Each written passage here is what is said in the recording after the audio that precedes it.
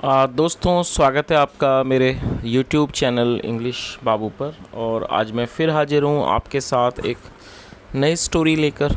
और दोस्तों, आज जो स्टोरी मैं आपके लिए लेकर आया हूँ ये एक शॉर्ट मॉरल स्टोरी है। बहुत ही छोटी सी लेकिन बहुत ही मज़ेदार इंटरेस्टिंग कहानी है। आपको सुनकर बहुत मज़ा आएगा।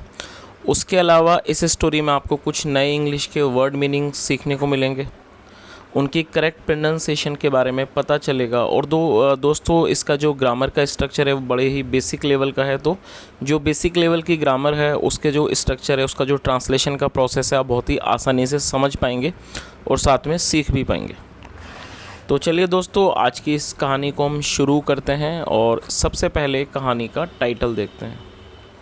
कहानी का टाइटल है प्राइड एंड वेल्थ। क्या मतलब हुआ दोस्तों? ये दोनों ही शब्द नाउन है। प्राइड का मतलब होता है गर्व, घमंड, अभिमान या फिर अहंकार, इसे प्राइड कहा जाता है। और वेल्थ का मतलब होता है धन, धन संपत्ति, पैसे वगैरह, उसे वेल्थ कहते हैं। तो इस पूरी लाइन का क्या अर्थ हुआ? प्राइड एंड वेल्थ मतलब कि अभिमान और संपत्ति। तो दोस्तों, ये आज की इस कहानी का टाइटल है, शीर्षक है। और अब मैं इसे पढ़ना शुरू करता हूँ। आपसे रिक्वेस्ट है आप इसे बिल्कुल ध्यान से सुने। यदि आपको कोई नया वर्ड या फिर ग्रामर का नया स्ट्रक्चर देखने को मिले तो आप उसे नोट भी ज़रूर करें। तो चलिए इसको शुरू करते हैं। Once a rich jeweller and an iron merchant were going somewhere along with their donkeys. क्या मतलब हुआ दोस्तों? ये जो हमारा वाक्य है ये पास्ट कॉन्टीन्यूस का सेंटेंस है। यहाँ पर वर का प्रयोग किया गया। और जब हम पास्ट कोई कॉन्टीन्यूस में कोई भी वाक्य बनाते हैं तो वहाँ पर वॉज या फिर वर का प्रयोग किया जाता है हेल्पिंग ऑफ के रूप में, जैसा यहाँ पर किया गया है। और साथ में वर्ब की फोर्थ फॉर्म लगाई जाती है। और दोस्तों, वर्ब की फोर्थ फॉर्म का मतलब होता है कि जब हम वर्ब की फर्स्ट फॉर्म के साथ आईएनजी को भी ऐड कर देते हैं तो वर्ब की फोर्थ फॉर्म बन जाती है। और दोस्तों, पास्ट कॉन्टीन्यूअस का मतलब होता है कि पास्ट में जब हम कोई भी ऐसा वाक्य बनाते हैं जहाँ पर हम ये शो करते हैं कि पास्ट में कोई काम हो रहा था, तो इस तरह के जो भी वाक्य हैं उन वाक्यों के टेल पर रहा था, रही थी, रहते जैसे शब्द आते हैं, जिससे आप उन्हें आसानी से पहचान सकते हैं कि ये जो वाक्य है वो पास्ट कॉन्टीन्यूअस का वाक्य है। और जैसा मैंने आपको बताया कि पास्ट कॉन्टीन्यूअस में दो हेल्पिंग वर्ब होती हैं, वॉज या फिर वर। यदि हमारा सब्जेक्ट प्लूरल नाउन होता है जैसा यहाँ पर है तो वहाँ पर वर का प्रयोग किया जाता है, अन्यथा वॉज का प्रयोग किया जाता है। चलिए, तो दोस्तों इस लाइन का अर्थ देखते हैं। क्या मतलब हुआ? वंस एक बार, आ रिच ज्वेलर। ज्वेलर का मतलब होता है जो लोग आभूषण वगैरह का काम करते हैं, और जिसे सुनहार भी कहा जाता है।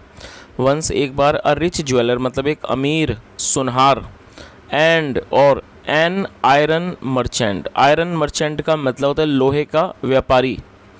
वर गोइंग समवेयर, समवेयर का मतलब होता है कहीं। वर गोइंग समवेयर मतलब कहीं जा रहे थे। Along with their donkeys. दोस्तों, अलोंग का मतलब होता है साथ, और यहाँ पर देयर का प्रयोग किया गया है। देयर का मतलब होता है उनके या फिर अपने। यदि हम किसी सब्जेक्ट के साथ एक पजेसिव केस को जोड़ना चाहते हैं और वहाँ पर एक से अधिक व्यक्ति हैं तो उसके लिए हमें हिंदी में उनके लिखना पड़ता है, तो उसी के लिए यहाँ पर देयर का प्रयोग किया गया है। विद देयर डोंकीज़ मतलब अपने गधों के साथ। तो दोस्तों, इस पूरी लाइन का क्या अर्थ हुआ? Once a rich jeweller and an iron merchant were going somewhere along with their donkeys मतलब एक बार एक अमीर सुनहार और एक लोहे का व्यापारी कहीं जा रहे थे, अलोंग विद देयर डोंकीज़ अपने गधों के साथ। चलिए आगे देखिए।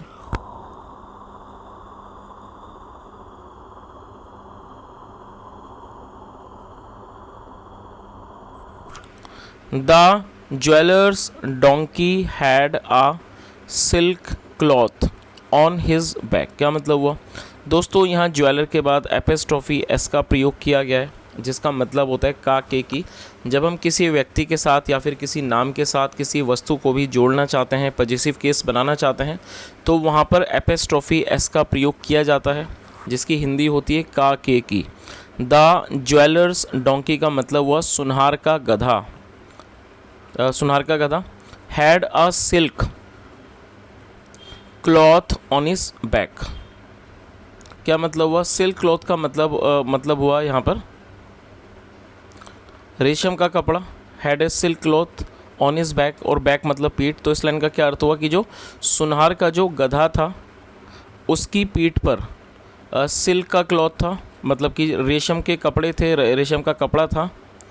Besides the donkey was carrying gold coins and precious gems in 2 large sacks. क्या मतलब हुआ दोस्तों? बिसाइड्स का मतलब होता है साथ, या फिर इसको अलावा भी कह सकते हैं। बिसाइड्स मतलब कि इसके अलावा। द डोंकी वॉज कैरिंग, दोस्तों ये भी हमारा पास्ट कॉन्टीन्यूअस का वाक्य है, पास्ट कॉन्टीन्यूअस का अफर्मेटिव, जहाँ पर वॉज का प्रयोग किया गया हेल्पिंग ऑफ के रूप में। जैसा यहाँ देख सकते हैं, जो हमारा सब्जेक्ट है वो डोंकी है, जो कि एक सिंगुलर नाउन है जिसके साथ वॉज का प्रयोग किया गया, साथ में वर्ब की फोर्थ फॉर्म लगाई गई है। तो क्या इसका अर्थ हुआ? बिसाइड्स, इसके अलावा, द डोंकी वॉज कैरिंग, जो डोंकी था वो कैरी कर रहा था। कैरी मतलब ढोना, मतलब वो ढोकर ले जा रहा था। गोल्ड कॉइन्स मतलब कि सोने के सिक्के। एंड प्रीशियस जेम्स, प्रीशियस का मतलब होता है कीमती या फिर मूल्यवान, मतलब मूल्यवान जो जेम्स थे, मतलब जो रत्न थे, उनको वो ढोकर ले जा रहा था। इन 2 लार्ज सैक्स, दोस्तों SAC के सैक का मतलब होता है थैला या झोला, और यहाँ पर इसमें S भी लगा है तो ये प्लूरल नाउन है। इन 2 लार्ज सैक्स मतलब 2 बड़े थैलों में।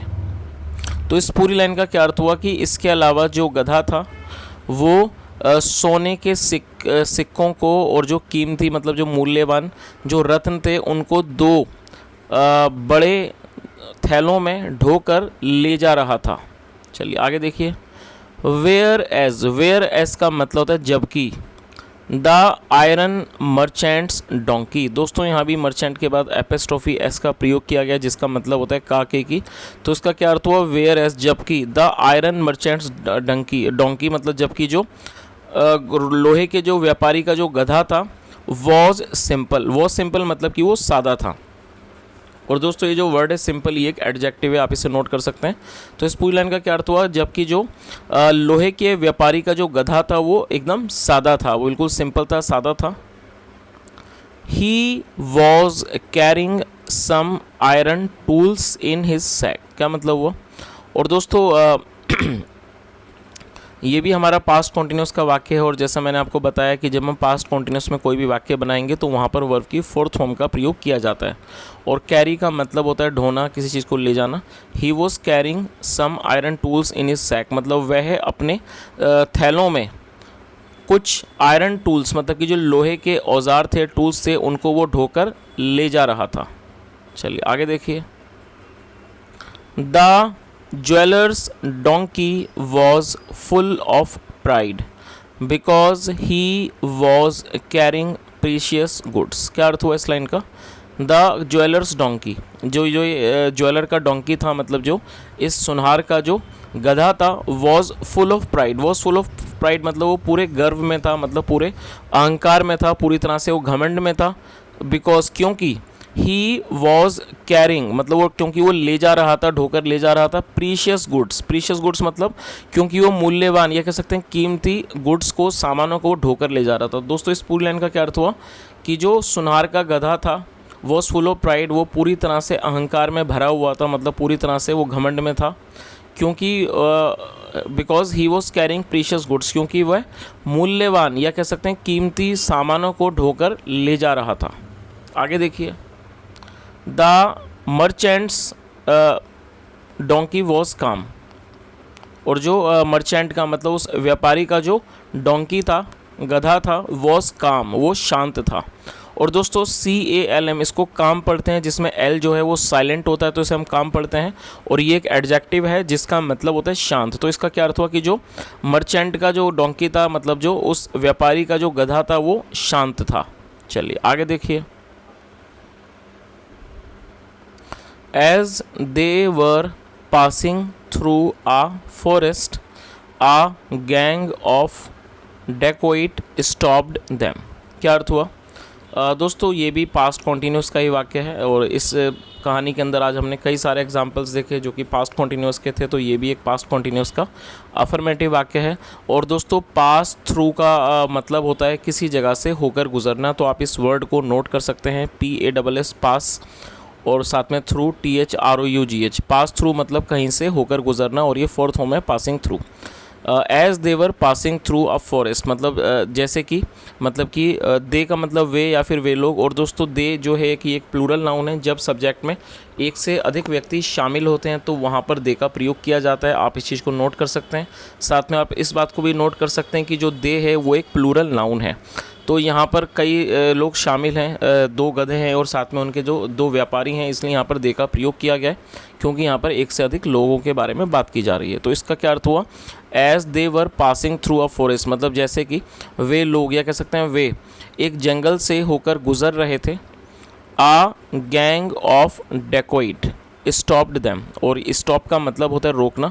और दोस्तों ये जो हमारा वाक्य है ये पास्ट इंडेफिनिट का अफर्मेटिव वाक्य है। जब हम पास्ट इंडेफिनिट में कोई भी अफर्मेटिव का वाक्य बनाते हैं तो वहाँ वर्ब की सेकंड फॉर्म का प्रयोग किया जाता है, और ये स्टॉप की सेकंड फॉर्म है स्टॉप्ड। और ये जो दैम है ये दोस्तों ऑब्जेक्ट के रूप में प्रयोग किया गया है। A gang of dacoit stopped them, मतलब जो एक डाकुओं का जो समूह था उसने उन्हें रोका। तो इस पूरी लाइन का क्या अर्थ हुआ, as they were passing through a forest a gang of dacoit stopped them, मतलब जैसे कि वे लोग जब एक जंगल से होकर गुजर रहे थे एक डाकुओं के समूह ने उन्हें रोका। चलिए आगे देखिए। The jeweller and the iron merchant ran away leaving their donkey's. क्या अर्थ हुआ, the jeweller and the iron merchant, मतलब कि जो ज्वेलर था जो सुनहार था, एंड द आयरन मर्चेंट और जो लोहे का व्यापारी था, रैन अवे। दोस्तों ये जो वर्ड है ये रन अवे की सेकंड फॉर्म है। रन अवे का मतलब होता है भाग जाना, और ये सेकंड फॉर्म है रैन अवे। और ये जो हमारा वाक्य है वो पास्ट इंडेफिनिट का अफर्मेटिव वाक्य है। रैन अवे वो भाग गए, लीविंग देयर डोंकीज अपने गधों को छोड़कर। तो इस पूरी लाइन का क्या अर्थ हुआ, the jeweller and the iron merchant ran away leaving their donkey's, मतलब जो सुनहार और जो लोहे का जो व्यापारी थे वो अपने गधों को छोड़कर भाग गए। चलिए आगे देखिए। The dacoits looked for the goods. दोस्तों आप इस वर्ड को नोट कर सकते हैं। लुक का मतलब वैसे देखना होता है, लेकिन जब आप लुक के साथ फॉर भी जोड़ते हैं तो लुक फॉर का मतलब बन जाता है ढूंढना, किसी चीज़ को सर्च करना, ढूंढना, उसे लुक फॉर कहा जाता है। तो क्या अर्थ हुआ, the dacoits look for the goods, जो डेकोइट थे जो डाकू थे उन्होंने सामान को ढूंढा। As they found nothing valuable with the iron merchant's donkey they let the donkey go. क्या अर्थ हुआ, एज दे फाउंड मतलब कि जैसा उन्होंने पाया, और ये भी हमारा दोस्तों पास्ट इंडेफिनिट का ही अफर्मेटिव वाक्य है। As they found nothing valuable, मतलब जैसा कि उन्होंने कुछ भी वैल्यूएबल मतलब कुछ भी ऐसा कोई मूल्यवान वस्तु नहीं पाई। With the iron merchant's donkey, मतलब लोहे के व्यापारी के गधे के पास। They let the donkey go, उन्होंने गधे को जाने दिया। दोस्तों इस वाक्य में लेट का प्रयोग किया गया है और आप इस चीज़ को नोट कर सकते हैं। लेट का प्रयोग वाक्य में जब किया जाता है जब हम कोई भी ऐसा वाक्य बनाते हैं जहां उस वाक्य में हम ये शो करते हैं कि किसी काम को होने दिया जाता है या फिर नहीं होने दिया जाता है, तो वहां पर लेट का प्रयोग हेल्पिंग वर्ब के रूप में किया जाता है। तो इस पूरी लाइन का क्या अर्थ हुआ कि जैसे जो डाकू थे उन्होंने मतलब कि सामान को ढूंढा, और as they found nothing valuable with the iron merchant's donkey they let the donkey go, और जैसे कि उन्हें कुछ भी मतलब मूल्यवान जो वस्तु थी वो गधे के जो लोहे के व्यापारी के का जो गधा था उसके पास उन्हें वो चीज़ नहीं मिली। दे लेट द डोंकी गो, इसलिए उन्होंने उस गधे को जाने दिया। चलिए आगे देखिए। देन फिर they tried to take the goods from the proud donkey. क्या अर्थ हुआ, दोस्तों ये जो हमारा वाक्य है ये भी पास्ट इंडेफिनिट का अफर्मेटिव वाक्य है, लेकिन यहाँ पर देखने वाली बात यह है कि इस वाक्य के अंदर 2 वर्ब का प्रयोग किया गया है। तो आपको ये चीज़ भी सीखनी होगी कि जब हम कोई भी ऐसा वाक्य बनाते हैं जहाँ पर 2 वर्ब का प्रयोग किया जाएगा तो उनको कैसे इस्तेमाल किया जाता है। आप यहाँ देख सकते हैं यहाँ पर 2 वर्ब का प्रयोग किया गया है। जो पहली वर्ब है वो है ट्राई, जिसका मतलब होता है प्रयास करना, कोशिश करना, और दूसरी वर्ब है टेक। टेक का मतलब होता है लेना। तो आपको ये चीज़ याद रखनी है कि जब आप कोई भी ऐसा वाक्य बनाएंगे जहाँ पर दो वर्ब का प्रयोग करके वाक्य को आपको बनाना है, तो जो उसके अंदर जो उसकी मुख्य क्रिया है, मतलब जो प्राइमरी जो वर्ब है, उसे आपको पहले मेंशन करना है और उसको आपको टेंस के अकॉर्डिंगली लिखना है। और जैसा हम जानते हैं कि हम पास्ट इंडेफिनिट के अंदर अफर्मेटिव का वाक्य बना रहे हैं, तो जो उसकी प्राइमरी वर्ब है उसको हमें सेकंड फॉर्म का प्रयोग किया गया है यहाँ पर, क्योंकि ये पास्ट इंडेफिनिट का वाक्य है। उसके बाद आपको टू लगाना होता है और टू के बाद हमेशा ही जो सेकेंडरी वर्ब आप यूज़ करेंगे उसकी जो हमेशा ही वर्ब की फर्स्ट फॉर्म लगाई जाती है। तो आप इस चीज़ का हमेशा ध्यान रखें कि जब भी आप कोई ऐसा वाक्य बनाते हैं जहाँ पर दो वर्ब का प्रयोग किया जाएगा, तो जो प्राइमरी वर्ब है उसको आपको सेंटेंस की जो सेंटेंस का जो स्ट्रक्चर है, जो उसका रूल है, उसके अकॉर्डिंगली यूज़ करना है। जो चाहे वो सेकंड फॉर्म हो या थर्ड फॉर्म, जो भी उसको यूज़ किया जाना है उसके अकॉर्डिंग यूज़ करना है। और उसके बाद आपको टू लगाना है और टू के बाद हमेशा ही वर्ब की फर्स्ट फॉर्म का प्रयोग किया जाता है। तो इस लाइन का क्या अर्थ हुआ? देन फिर दे ट्राइड टू टेक, फिर उन्होंने कोशिश की लेने की, द गुड्स सामान को, from the proud donkey. From the proud donkey मतलब फ्रॉम मतलब से, फ्रॉम द प्राउड डोंकी मतलब अभिमानी या कह सकते हैं घमंडी गधे से। तो इस पूरी लाइन का क्या अर्थ निकला? Then they try to take the goods from the proud donkey, फिर उन्होंने उस घमंडी गधे से सामान लेने की कोशिश की। चलिए आगे देखिए। They beat him up when he resisted, क्या अर्थ हुआ? दे बीट हिम अप, और दोस्तों बीट का मतलब होता है पीटना। दे बीट हिम अप वह उसको पीटते हैं, व्हेन जब, ही रजिस्टेड जब उसने उस चीज़ की रोकथाम की। दोस्तों रजिस्ट का मतलब होता है किसी चीज़ की रोकथाम करना, किसी चीज़ को रोकना, उसे रजिस्ट कहा जाता है और ये सेकंड फॉर्म है। तो इस पूरी लाइन का क्या अर्थ हुआ? They beat him up when he resisted, मतलब जब उसने इस चीज़ का प्रतिरोध किया, मतलब जब उसने इस चीज़ को रोकना चाहा तब उन्होंने उसकी पिटाई की। आगे देखिए। He then learned that pride and wealth invite trouble, क्या मतलब वो? ही देन लर्न, दोस्तों LEARN, लर्न का मतलब होता है किसी बात को सीखना, किसी चीज़ का पता लगना, और ये सेकंड फॉर्म है लर्नड। ही देन लर्न, फिर वह सीख गया, क्या सीख गया? दैट की प्राइड एंड वेल्थ, मतलब जो अभिमान, और जो अभिमान मतलब ये जो घमंड, और जो वेल्थ होता है संपत्ति होता है, इनवाइट ट्रबल वो मुसीबत को बुलावा देते हैं।